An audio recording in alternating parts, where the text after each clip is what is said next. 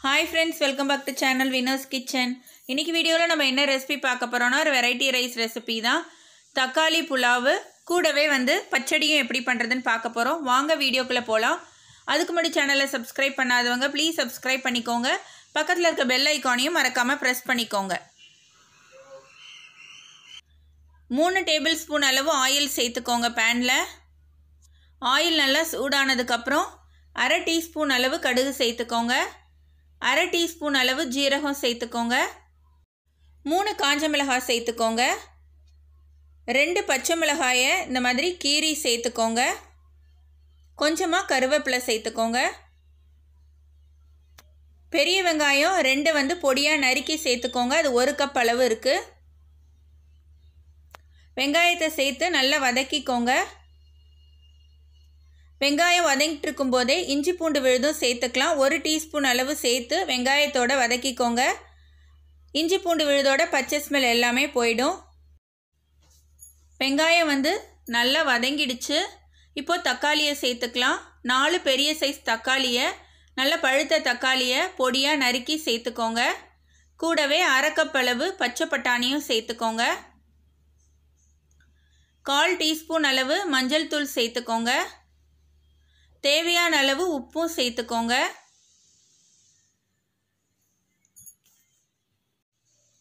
ஒரு டீஸ்பூன் அளவு chilli powder சேர்த்துக்கோங்க. இது உங்கள் காரத்துக்கு தகுந்த மாதிரி தான். ஏற்கனவே பச்சை மிளகாய் காஞ்ச மிளகாய் ரெண்டுமே சேர்த்துருக்கோம்.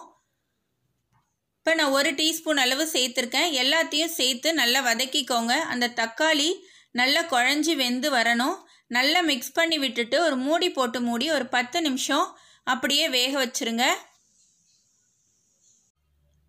10 நிமிஷத்துக்கு அப்புறம் பாருங்கள், நல்லா வெந்து வந்துருச்சு தக்காளி எல்லாமே. இதில் ஒரு 1/2 டீஸ்பூன் அளவு கரம் மசாலா சேர்த்து நல்லா மிக்ஸ் பண்ணி விடுங்க. இப்போ இதில் நம்ம ரைஸ் ஆட் பண்ணிக்கலாம். பாஸ்மதி ரைஸ் வடித்து எடுத்து வச்சுருக்கேன். அது 4 கப் அளவு இருக்குது. அதை இதோட சேர்த்துக்கிறேன்.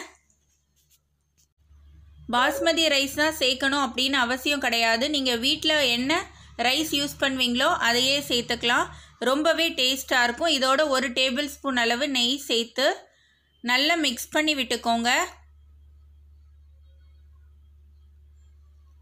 நல்லா மிக்ஸ் பண்ணி விட்டுட்டு ஒரு 1 நிமிஷம் மூடி போட்டு மூடிடுங்க.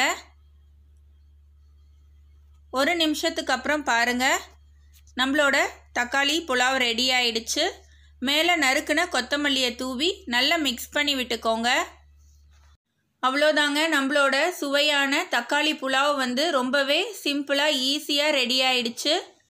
இதோட சேர்த்து சாப்பிட்றதுக்கு தயிர் பச்சடி நம்ம ரெடி பண்ணிடலாம். 1/2 கப் அளவு வெங்காயம், 1/2 கப் அளவு வெள்ளரிக்காய், கொஞ்சமாக கொத்தமல்லி இலை, 1/2 தக்காளி, 1/2 பச்சை மிளகாய், இது எல்லாத்தையுமே நல்லா பொடியாக நறுக்கி எடுத்துக்கோங்க. ஒரு பவுலில் 5 டேபிள் ஸ்பூன் அளவு தயிர் சேர்த்துக்கோங்க. தயிரை நல்லா மிக்ஸ் பண்ணி விட்டுக்கோங்க. இப்போ நம்ம நறுக்கி வச்சிருக்கிற வெங்காயம், தக்காளி, வெள்ளரிக்காய், பச்சை மிளகாய், கொத்தமல்லி இலை எல்லாத்தையும் அதோட சேர்த்துக்கலாம். தேவையான அளவு உப்பும் அதோட சேர்த்து நல்லா மிக்ஸ் பண்ணி விட்டுக்கோங்க.